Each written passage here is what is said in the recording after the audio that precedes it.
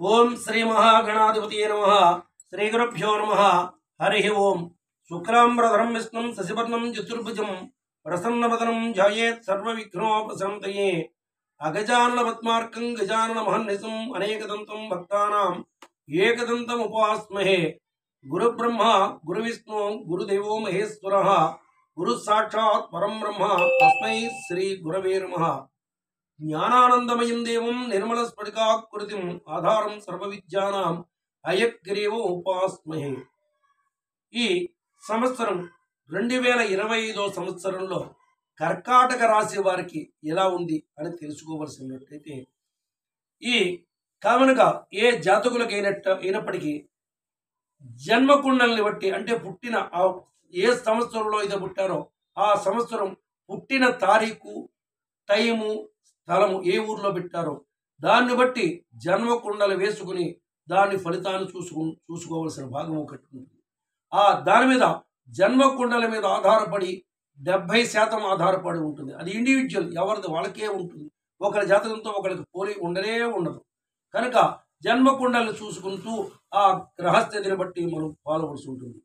ఇంకా ఇది గోచారం అనేది గ్రహాలు మారుతూ ఉంటాయి కనుక ఇది 30% బాగుంటుంది. ఇది 30% మాత్రమే ఫలితాన్ని తెలియజేస్తుంది. ఏ జాతకుడికైనా 70% అక్కడ 30% ఇక్కడ. అంచేత మన గ్రహస్థితి ఎలా ఉంది మన ఓవరాల్గా తెలుసుకోవాలి అన్నట్టయితే అనుభవజ్ఞులైన జాతకుడి దగ్గరికి వెళ్ళి జాతకాలు చెప్పడం చేతకరైన వారి దగ్గరికి వెళ్ళి జ్యోతిషం చెప్పబడింది ఆస్ట్రాలజిస్ట్ దగ్గరికి వెళ్ళి మనం స్వయంగా వెళ్ళి కానీ ఫోన్లో కానీ వారిని సంప్రదించి మనం పూర్తిగా తెలుసుకోవాల్సిన భాగం ఉంటుంది. ఇంకా ఇది వచ్చినప్పటికీ ఆదాయ వ్యయాలు రాజ్యపుజ్య అవమానాలు కూడా ఇవన్నీ కూడా సంవత్సరాదిని బేస్ చేసుకునే సంవత్సరాది నాడు ఉన్న చంద్రుని ఆధారంగా రాజ్యపుజ్య అవమానాలు ఆదాయ వ్యయాలు చెప్పబడతాయి. ఇవి ఇందులో ఇంగ్లీష్ తేదీని బట్టి రావు, దాని ఆధారం బట్టే ఉంటుంది. ఇంకా ఇది ఈ 2025 సంవత్సరంలో కర్కాటక రాశి వారికి ఎలా ఉంది అని తెలుసుకుని చెప్పవలసి ఉన్నట్టయితే ఇది న్యూమరాలజీ సంఖ్యాశాస్త్ర ప్రకారంగా ఆధారంగా ఈ రాశి ఫలాన్ని చెప్పవలసి ఉంటుంది. ఏ జాతకుడికైనా జాతకం చెప్పేటప్పుడు కామన్గా ఆ సంవత్సరంలో ఏదైనా మార్పు ఉందా, ఏ గ్రహం అంటే పెద్ద గ్రహాలను ఆధారంగా చేసుకోవాల్సి ఉంటుంది. ఈ సంవత్సరంలో ఏవైనా పెద్ద గ్రహాలు మారాయా, వాటి యొక్క మంచి చోటకు మారిందా, ఈ జాతకుడికి చెడ్డ చోటకు మారిందా, అదే విధంగా వీరిని ఏ గ్రహం మారిన గ్రహం కూడా ఏ గ్రహం శని వీక్షణ ఉందా లేదా కుజ వీక్షణ ఉందా రాహు వీక్షణ ఉందా, ఏ గ్రహంతో కలిసి ఉన్నాడు, ఇవన్నీ కూడా ఆధారంగా చూసుకుంటూ మన ఫలిత భాగాన్ని నిర్ణయించవలసి ఉంది. ఈ కర్కాటక రాశి వారికి వచ్చినప్పటికీ ఈ సంవత్సరం గురుడు లాభంలో ఉన్నాడు. గురుడు ఏప్రిల్ నెలాఖరు వరకు రఫ్గా ఏప్రిల్ నెలాఖరు లోపుగా ఏప్రిల్ ఆఖరి వారంలో రఫ్గా 4 గ్రహాలు మారుతున్నాయి. అందులో ఈ 4 గ్రహాల్లో మొదటిది గురుడు మారుతున్నాడు. ఈ గురుడు ఇప్పటి వరకు లాభంలో ఉన్నాడు, లాభం నుంచి వ్యయంలోకి వెళ్తాడు. అంటే ఓవరాల్గా చూసినట్టయితే ఇక్కడ ఉన్న కాస్త గురుబలం కూడా ఇప్పుడు కర్కాటక రాశి వారికి ఈ సంవత్సరం బాగోలేదు. ఓవరాల్గా చూసినట్టయితే గత 2 సంవత్సరాల నుంచి కూడా గురుబలం లేకైతే శని బాగోపోతైతే ఏ కారణం చేత అయితే ఈ కర్కాటక రాశి వారికి మంచి జరగట్లేదు. కానీ ఇప్పుడున్న కాస్త గురుబలం కూడా గుడ్లో మెల్లంటారు, అంటే అసలు 2 కళ్ళు లేకపోవడం ప్రమాదం, దానికంటే మెల్లకన్ను ఉండడం కొంతలో కొంత మెరుగు. అలాగా ఏదో గురుబలం అనేది కాస్త ఇప్పుడు దాకా ఈ 2 సంవత్సరాల నుంచి శని బాగోపోయినా అష్టమ శని ఉన్నప్పటికీ ఈ గురుబలం అనేది ఉంది. ఈ గురుబలం కాస్త ఏప్రిల్ నెలాఖరుకి అంచేత ఇది వీడు 12 వెళ్ళిపోతున్నాడు. అంటే అన్నెసరీ ఖర్చులు మళ్ళీ మామూలుగానే ఉంటాయి అని చెప్పాలి. ఈ గురుడు మైనస్ అయిపోతున్నాడు, ఇక్కడ ప్లస్ ఉన్నవాడల్లా మైనస్ అయిపోతున్నాడు. ఇంకా ఇప్పుడు ఈ గ్రహాల్లో ఈ కర్కాటక రాశి వారికి కూడా రాహు 9వ ఇంట్లోంచి 8వ ఇంట్లోకి మారుతున్నాడు. ఈ రాహుకేతులు రాహు ఎప్పుడైతే మారుతాడో వీళ్ళిద్దరూ 180 డిగ్రీస్లో ఉంటారు. ఈ 180 డిగ్రీస్లో ఉండడంలో రాహు ఎప్పుడైతే మారాడో కేతు ఆటోమేటిక్గా మారుతాడు. ఈ రాహు 9వ ఇంట్లో ఉన్నాడు, పితృస్థానంలో ఉన్నాడు. ఈ పితృస్థానంలో ఉన్నటువంటి రాహు అష్టమ స్థానంలోకి 8వ ఇంట్లోకి వెళ్తాడు. అంటే ఇప్పుడు దాకా ఈ రాహు ఏ విధమైన చెడ్డ లేదు మంచి లేదని చెప్పాలి. ఒక రకంగా చెప్పాలంటే పెద్ద మంచి చేయలేదు, పెద్ద చెడ్డ చేయలేదు ఏప్రిల్ నెలాఖరు వరకు. కానీ కాస్త ఈ రాహు వల్ల పోయి ఇవి ఏం చేస్తున్నాడు, అష్టమ రాహులోకి వెళ్తున్నాడు. అష్టమ రాహు వల్ల చాలా ప్రమాదం. ఏంటయ్యా అంటే చిగురు దాకా తీసుకెళ్ళిపోతుంది. ఒక ఫైల్ పుటప్ చేసాం అనుకోండి, ఒక కలెక్టర్ దగ్గరకో లేదా ఏదైనా ఒక బేరమో, చిగురు దాకా మనమే కొంటున్నట్టో లేకపోతే మన చిగురు దాకా వస్తున్నట్టుగానే ఉంటుంది. ఆ చిగురు దాకా ఎలా ఉదాహరణకి చెప్పాలంటే చెక్కు సంతకం పెట్టేస్తాడు, అన్ని సంతకం పెట్టేస్తాడు, తారీఖు వేసేస్తాడు. ఈ వీడి గ్రహస్థితిని బట్టి అంటే వాడు సంతకం పెట్టేటప్పటికి ఆటోమేటిక్గా ఆ ఫెయిల్యూర్. నా దగ్గరికి ఒక ప్లేడర్ గారు వచ్చాడు, లైఫ్ స్టోరీ లేదు, వీడి గ్రహస్థితి చెప్పాడు అనమాట. ఆయన నాకు గ్రహస్థితి అలా ఉందని రియల్ స్టోరీ అనమాట. ఆయన ఏమన్నాడంటే, నరేంద్ర గారని ఒక ప్లేడర్ గారు వచ్చాడు. ఆయన ఏమన్నాడంటే, రాజీవ్ గాంధీ ప్రధానమంత్రిగా ఉండగా ఒక ఫైల్ పుటప్ చేసామండి, లాస్ట్లో వచ్చేటప్పటికి ఫ్లైట్ ఎక్కేసి ముందు ఆటోమేటిక్గా మేము సంతకం పెట్టడం మర్చిపోయి చేశాడు. మేము ఫైల్ లైట్ దగ్గరికి తీసుకొచ్చాం, విమానాశ్రయం దగ్గరికి తీసుకొచ్చేటప్పటికి కర్మంజాలకు ఆయన పెన్ను పని చేయలేదని మీరు నమ్మండి నమ్మకండి, నేను ఎదురుకుండా ఉన్నానని ఆ నరేంద్ర గారు హైదరాబాద్లో ఉంటారు ప్లేడర్ గారు, ఆయన క్లారిటీగా చెప్పాడు.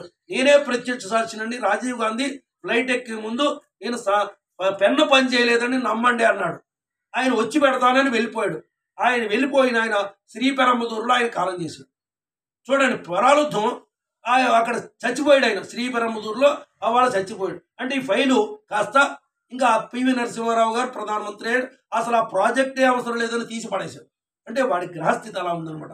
ఈ అష్టమరాహు ఉండడం వల్ల మీకు ఉదాహరణకు చెప్పాను, భయపడకండి, కంగారు పడకండి, కానీ ఒక ఉదాహరణకు చెప్పాను వీళ్ళ పరిస్థితి ఎలా ఉంటుందంటే, అష్టమరాహు కొన్ని ఆశ కల్పించడానికి కొన్ని ప్రారంభమే లేదు, మనకి ఆ పని అవ్వదు అనుకుంటే ప్రారంభం లేదు, చిగురు దాకా తీసుకెళ్ళిపోతాడు, లాస్ట్ కలెక్టర్ దాకా ప్రైమ్ మినిస్టర్ దాకా తీసుకెళ్ళిపోతాడు. అక్కడికి వచ్చాడు పై నుంచి కింద నడుస్తాడు, మళ్ళీ పోతున్న ఆశ అంటే మళ్ళీ మొదలు, వీడు మళ్ళీ వచ్చాడు కదా వీడి దగ్గరికి వెళ్ళడం. అలాగా ఈ అష్టమరాహు యొక్క పరిస్థితి అది. అంచేత వీడి చిగురు దాకా కూడా వీడి మైనస్, ఇప్పుడు దాకా ప్లస్ కాదు మైనస్ కానట్టున్నటువంటి రాహు ఇప్పుడు మైనస్ అయిపోతున్నాడు. ఇక్కడికి వచ్చినప్పటికి రాహు మైనస్ అయిపోతున్నాడు. అంటే గురుబలం లేదు, రాహు బలం కూడా లేదు, బలం లేకపోతే లేదు. ఈ రాహు వల్ల, అష్టమ రాహు వల్ల అనేక ఆటంకాలు కలుగుతూ ఉంటాయి, చిగురు దాకా వచ్చి చెడిపోతూ ఉంటాయి. ఇంకొచ్చినప్పటికి మూడో గ్రహం వచ్చినప్పటికి శని. ఈ శని కూడా ఈ సంవత్సరం మారుతున్నాడు రఫ్గా ఏప్రిల్ నెలాఖరు నాటికి. ఈ శని అష్టమ శని అన్ని కష్టాలే పెడతాడు. ఈ శని కాకపోతే ఇప్పుడు ఏంటంటే కొంతలో కొంత శని మంచివాడు అవుతాడు, 8 నుంచి 9లోకి వెళ్తాడు. వీడు సబ్నార్మల్గా ఉంటాడు, పెద్ద మంచివాడు కాదు, కానీ ఇవి పెద్ద ఉపకారాలు చేయడు. కానీ ఇప్పుడు దాకా ఉన్న చెడ్డలు కష్టాల వల్ల అంత ఆయన పనిగట్టుకుని ఏం పెట్టడు. వీడి గ్రహస్థితిని బట్టి ఇప్పుడేం పుటప్ చేయడు, కొత్త ఫైల్ పుటప్ చేయడు, శనిస్తున్నాడు. ఇప్పుడు ఏప్రిల్ నెలాఖరు నుంచి ఆ కొంత మారుతుంది. కాకపోతే ఏంటంటే ఇక్కడ మైనస్ ఒకటి ఉంది ఈ శనీశ్వరుడి దగ్గర. 9వ ఇంట్లో అంత మంచివాడు కాదు, కానీ ఏంటంటే శని మార్పు వచ్చినప్పటికి, ఎప్పుడు కూడా శని మార్పుకు వచ్చినప్పటికి ఏమవుతుందంటే అండి, చెడ్డ వస్తుంటే 30 degrees బ్యాక్ చూపెడుతుంది, ముందే చూపెడుతుంది. వాడు ఏప్రిల్లో మారుతున్నాడంటే ఫిబ్రవరి నుంచే వీడికి కష్టాలు మొదలు, వీడి ప్రారంభం. కానీ మంచి వచ్చేటప్పటికి ఏప్రిల్ నెలాఖరు నుంచి మారుతుంది, రేపు మూడో తారీఖు నుంచి మనకు మంచి రోజులు అనుకుంటే అది తప్పు, అది నిర్ణయం తప్పు. ఏం చేద్దంటే 30 degrees మళ్ళీ ఎదరికెళ్తే కానీ మంచి చేయదు. చూడండి, చెడ్డ వచ్చినప్పుడే ముందు వచ్చేస్తుంది, చెడ్డ వచ్చేటప్పటికి మంచి వచ్చినప్పటికి వెనక్కి వెళ్తుంది. కొంచెం ఒక నెల 15 రోజులు 40 రోజులు ఎదరికి పోవాల్సి ఉంటుంది. అలాగా ఈ శని మారినా ఏం ఉపకారం లేదనే చెప్పాలి. వాడి 9వ ఇంట్లోకి మారిన శని అంత మంచివాడు కాదు, అంత చెడ్డవాడు కాదు. వీడి వల్ల ఏమి ఉపకారం లేదు. ఇది కూడా ప్లస్ ఆర్ మైనస్ సబ్నార్మల్ అయిపోతాడు. అక్కడికి వచ్చినప్పటికి ఈ కర్కాటక రాశి వాళ్ళకి 2 మేజర్ గ్రహాలు మంచి చెయ్యట్లేదు, చెడ్డగానే ఉన్నాయనాలి. ఇంకా కేతు ఇప్పుడు దాకా 3వ ఇంట్లో పాపగ్రహం, 3వ ఇంట్లో మంచివాడే, కానీ ఇప్పుడు ఈ ఏప్రిల్ నెలాఖరికి వచ్చినప్పటికి వాడు కూడా సబ్నార్మల్ అయిపోతాడు. అంటే వీడు కూడా ప్లస్ ఆర్ మైనస్లో అలా సబ్నార్మల్గా ఉండిపోతాడు. వీడి వల్ల ఉపకారం అట్టే ఉండదు. ఎక్కువగా ఈ సంవత్సరం వచ్చినప్పటికి ఇప్పుడు దాకా ఏదో కష్టాలు తీరుతాయిరా భగవంతుడా, ఎప్పుడు కష్టాలు తీరుతాయిరా భగవంతుడా అని ఎదురు చూస్తూ ఉంటే ఈ కర్కాటక రాశి వారికి ఇప్పుడప్పుడే కూడా ఇదంతా కూడా అగమ్య గోచరంగా ఉంది అనుకో అంటారు. అని ఏం భయపడకండి, ఏం భయపడవలసిన పనిలే. దైవారాధన వల్ల ఆటోమేటిక్గా మార్కండేయుడు అంతటి వాడు, లేదా సావిత్రీదేవి అంతటి ఆవిడ కామన్గా దైవారాధన వల్ల అది తప్పుకొని ఇవాళ సావిత్రీదేవి ఉందంటే ఆవిడ పతివ్రతల్లో ఒక ఆవిడగా మనకి ఉంటుంది. అంచేత ఆటోమేటిక్గా దైవారాధన వల్ల ఆ కష్టాలన్నీ పోయి తాచుబాం కుట్టవలసింది తేలుకుట్టి ఆటోమేటిక్గా బయటపడతాడు. అలాగే మన యొక్క మంచి పనులు చేస్తూ ఉంటాం కనుక ఎవరికైనా కొంచెం మంచి సహకారం చేస్తూ ఉంటాం, అప్పు చేయగలిగినంత ఉపకారం చేసినట్టయితే వాడికి కొన్ని కష్టాలు తగ్గుతాయి. ఆటోమేటిక్గా మనం ఈ సంసారం అనే ఈ సముద్రంలోంచి ఈ కష్టాల్లోంచి బయటపడగలుగుతాం.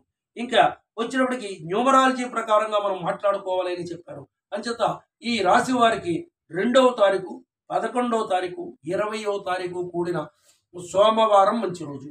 2వ తారీఖు, 11వ తారీఖు, 20వ తారీఖుతో కూడిన సోమవారం చాలా మంచి రోజు. ఏదైనా మంచి ఫైల్ మారాలన్నా, లేకపోతే ఏదైనా ఉద్యోగం మారాలన్నా, అప్లికేషన్ పెట్టుకోవాలన్నా ఈ తారీఖున ఈ కాంబినేషన్, ఈ 2వ తారీఖు, 11వ తారీఖు, 20వ తారీఖు కూడిన కాంబినేషన్ చూసుకుని ప్రారంభించుకున్నట్టయితే మనకి పని సఫలీకృతం అవుతుంది, దిగ్విజయం చెందుతుంది. అదేవిధంగా మన అర్జెంటుగా ఉండి కూడా ఈ కాంబినేషన్లో ఉంటే, ఈ వేరే కాంబినేషన్ చెప్తున్నాను, 5వ తారీఖు, 14వ తారీఖు, 23వ తారీఖు కూడిన బుధవారం, 5వ తారీఖు, 14వ తారీఖు, 23వ తారీఖుతో కూడిన బుధవారం కానీ, అదేవిధంగా 6వ తారీఖు, 15వ తారీఖు, 24వ తారీఖుతో కూడిన శుక్రవారం కానీ పని ప్రారంభించవలసి ఉంటే ఆ రోజుని వాయిదా వేసుకోవడం మంచిది. అంత మనం ఎదరికి వెళ్ళడం మంచి పని కాదు. ఇంచేత మనకి ఆల్రెడీ గ్రహస్థితి కూడా రాహు మంచివాడు కాదు, ముందు వచ్చినప్పుడు శని మంచివాడు కాదు. ఏదైనా ఓవరాల్గా చూసినట్టయితే ఈ సంవత్సరం 2025వ సంవత్సరం కూడా మనకు అనుకూలంగా లేదనే చెప్పాలి. మనం దైవారాధన వల్లే మనం బయటపడాలి. మన యొక్క సమస్యల నుంచి దైవారాధన మీద మాత్రమే మనం బయటపడాలి. ఇంకా విద్యార్థులకు వచ్చినప్పటికీ వాడు అష్టమ శని కనుక మనకి గురుబలం ఉన్నప్పటికీ అష్టమ శని వరకు కనుక మనకి మతిమరుపు ఎక్కువ అవుతుంది. వాడు మతి కారకుడు అంచేత నరాలకి వాటికి సంబంధించిన శని అంచేత వీడు చదువుకున్నది జ్ఞాపకం లేకుండా చేస్తాడు. అంచేత ఈ మార్చి ఏప్రిల్లో పరీక్షలు జరుగుతాయి కనుక ఆ తర్వాత కూడా అష్టమ రాహు అవుతున్నాడు. ఏంది చేతైనా ఈ సంవత్సరం విద్యార్థులు కూడా చాలా ఒళ్ళు దగ్గరెట్టుకుని 100కి 100 మార్కుల కోసం అన్ని ప్రశ్నలు వదిలిపెట్టకుండా ఇది వద్దులే, అది రాలేదులే, పాత పేపర్లు చూసి మనం పరీక్ష రాద్దామంటే ఏమి అయ్యే పని కాదు. మనం 100కి 100 మార్కుల కోసం ప్రయత్నిస్తే 40 మార్కులతో మనం బయటపడతాం. అంచేత మనం ఒళ్ళు దగ్గరెట్టుకుని చదువుకుంటూ ఆటోమేటిక్గా దైవారాధన చేసినట్టయితే విద్యార్థులు బయటపడడానికి అవకాశం ఉంటుంది. అంచేత ఇంకా ఇక్కడ మెయిన్గా వచ్చినప్పటికీ ఏమవుతుందంటే ఇక్కడ వీళ్ళు ఆంజనేయ స్వామి ఆరాధన చేయడం ఎక్కువగా అవసరం అవుతుంటుంది. ఏం చేతంటే ఏప్రిల్ నెలాఖరు వరకు శని మంచివాడు కాదు. అంచేత ఈ శని మంచివాడు కాదు కనుక శనిని కంట్రోల్ చేశాడు. శనిని మిగతా దేవతల్లాగే ఇక్కడ శనేశ్వరుడు అందరి దేవతల్ని పట్టుకున్నట్టుగానే ఆంజనేయ స్వామిని కూడా పట్టుకోవడానికి వెళ్ళినట్టయితే ఆంజనేయ స్వామి వచ్చినప్పటికి అడిగాడు, ఏం చేస్తావయ్యా అని శనేశ్వరుని అడిగితే నీ తెరెక్కుతానన్నాడు. వచ్చి వారం వచ్చి నీ శిరస్సు ఎక్కుతానన్నాడు. సరే నీ పని నువ్వు చేయమన్నాడు. అలా చేస్తూ ఉండగా అలా వచ్చినప్పుడు మళ్ళీ వారం వచ్చాడు. మళ్ళీ వారం వచ్చినప్పుడు కూడా వాడు వస్తాడనే భావనలో కానీ వెళ్తాడనే భావనలో కానీ ఈ స్వామివారు లేరు. ఆంజనేయ స్వామి ఆయన పనల్లా ఒకటే పని ఏంటంటే రామతారకం ఊర్ధముఖంగాను అధోముఖంగాను అంటే ఉల్టా సీదా పైనుంచి కిందకి, కింద నుంచి పైకి కూడా ఆ రామతారకాన్ని చెప్పగల బహుని పుణ్యుడు. అంచేత ఆయన రామతారకమే చేసుకుంటున్నాడు. వీడు వచ్చాడనే భావంలోనే లేడు. కొంతసేపుడు చూశాడు, కళ్ళు తెరిచి చూసినప్పటికి ఈ శనేశ్వరుడు వచ్చాడు. ఎందుకు వచ్చావు అంటే నీ శిరస్సు ఎక్కుతానన్నాను కదా అన్నాడు. సరే నీ పని నువ్వు చెయ్యి అన్నాడు. అంటే శిరస్సును ఎక్కాడు. ఆ శిరస్సును ఎక్కేటప్పటికి స్వామి వారు ఏం చేశారంటే ఈ ఆంజనేయ స్వామి శిరస్సు మీద ఆ శనేశ్వరుడు కూర్చున్నాడు. శనేశ్వరుడి నెత్తి మీద ఒక పెద్ద బండరాయి తీసుకొచ్చి స్వామివారు పెట్టి బంధనమంత్రం చేసి, అంటే బంధనమంత్రం అంటే వాళ్ళ దేవతలు కనుక మన మంత్రంలా ఉండదు, వాళ్ళకి సిద్ధపురుషులు కనుక వాళ్ళ మంత్రాలుగా పట్టాడతాయి కనుక ఆ బంధన మంత్రం చేసినప్పుడు వాడి కాళ్ళు చేతులు ఆడలేదు. శనేశ్వరుడు కూడా ఆటోమేటిక్గా అలా బంధింపబడిపోయి ఉన్నాడు. ఇంకా రామతారక మూర్తముఖంగాను అధోముఖంగాను చేస్తూనే ఉన్నాడు. ఎప్పుడుకో కానీ కళ్ళు తెరవలేదు. తెరవపోయేటప్పటికి ఇక్కడ రమ్మ అనేది అగ్నిబీజం, అంటే అగ్నిబీజం మా నాభిస్థానం నుంచి పలుకుతాం మంట వస్తుంది.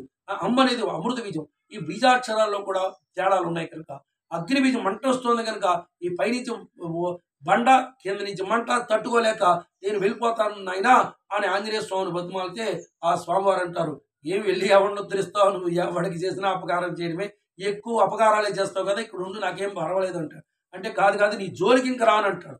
నీ జోలికి రానంటే నువ్వు రావన్న సంగతి నువ్వు రావు కాదు రాలేవన్న సంగతి నాకు తెలుసు. ఎంచేత నువ్వు నా పర్మిషన్ అడిగి నువ్వు నా శిరస్సు మిగతా వాళ్ళు ఎవరిని పర్మిషన్ అడగలే, వాడి పని వాడు చేసేసాడు. ఆయన చదువుకున్న గురువు గారిని కూడా ఆయన పని ఆయన చేసేసాడు వితౌట్ పర్మిషన్ తోటి. ఇక్కడ నువ్వు పర్మిషన్ అడిగి చేయవలసి వచ్చిందంటే అక్కడే ఓడిపోయావు. అంచేత నువ్వు రాలేవన్న సంగతి తెలుసు. అది కాదు అసమర్థులు ఉంటారు, వాళ్ళ పరిస్థితి ఏంటి అని అడిగితే ఆటోమేటిక్గా అప్పుడు చెప్పాడు, నీ యొక్క పూజ ఎవరైతే చేస్తారో, నేను స్థావుల పాకులతో పూజ, సింధూరంతో పూజ ఎవరైతే చేస్తారో వాళ్ళ జోలికి కూడా రాను అన్నాడు. అంచేత ఆటోమేటిక్గా ఇక్కడ ఆ స్వామి వారిని అక్కడ కంట్రోల్ చేశాడు. అంటే ఈ కర్కాటక రాశి వారికి ఈ కథ అంతా ఎందుకు చెప్పానంటే ఆ శనేశ్వరుని కంట్రోల్ చేయడం కోసం ఆంజనేయ స్వామి ఆరాధన చేసుకోవాల్సి ఉంటుంది. ఇంక ఇది కాకుండా వచ్చినప్పుడు ఏప్రిల్ తర్వాత పోనీ శని మంచివాడు కాదు, సబ్నార్మల్ అవుతాడు, రాహు మంచివాడు అవుతాడంటే ఈ రాహువుని కూడా కంట్రోల్ చేసింది ఆంజనేయ స్వామి అని మనకి రామాయణ గ్రంథంలో మనకి సుందరకాండలో మూడో స్వర్గంలోకి వచ్చినప్పటికి క్లారిటీగా చెప్తుంది. ఇంచేత రాహువుని కూడా ఇంచేత రాహు యొక్క వాళ్ళ అమ్మనే ఈ ఆంజనేయ స్వామి చంపేశాడు. లంకలోకి వెళ్ళేటప్పటికి సిమ్మిక గర్భ సింహోతం తమ్ రాహుం నమామయం అన్నాడు. రాహు యొక్క తల్లి సిమ్మిక. ఆ సిమ్మిక ఎక్కడుంది? రావణాసురుడి దగ్గర ఆ లంకకి కాపలాదారుగా ఉన్నది. ఆ లంకకి కాపలాదారుగా ఉంది. లంకలోకి వెళ్తుండగానే ముందు ఫస్ట్ చేసిందే ఏంటయ్యా పని అంటే మంచి పని అయ్యా అంటే సిమ్మికని చంపేయడం. సిమ్మిక అనే రాక్షసుని చంపేశాడు. అంచేత రాహుకేదు వాళ్ళ అమ్మనే శిరచ్ఛేదం చేశాడు. అంచేత ఈ కర్కాటక రాశి వాళ్ళు ఎంతసేపు ఆధారపడవలసింది ఎంతసేపు కూడా ఆంజనేయ స్వామి వారి మీద ఆధారపడి ఆయన మనం ఆంజనేయ స్వామి ఆరాధన చేసుకున్నట్టయితే ఈ కర్కాటక రాశి వారికి ఏం భయం లేదు. వాళ్ళకి కావలసిన పనులన్నీ కూడా సఫలీకృతం అవుతూ ఉంటాయి. అంచేత భయపడకుండా అధైర్యపడకుండా ఈ కర్కాటక రాశి వారు ఆంజనేయ స్వామి ఆరాధన చేసుకోండి. మంగళం కోసలేంద్రాయ మణిగుణాత్మనే చక్రవర్తి ధనుజాయ సార్వభౌమాయ మంగళం సర్వమంగళ మాంగళ్యే శివే సర్వార్థ సాధకే శరణ్యే త్ర్యంబకే గౌరీ నారాయణీ నమోస్తుతే.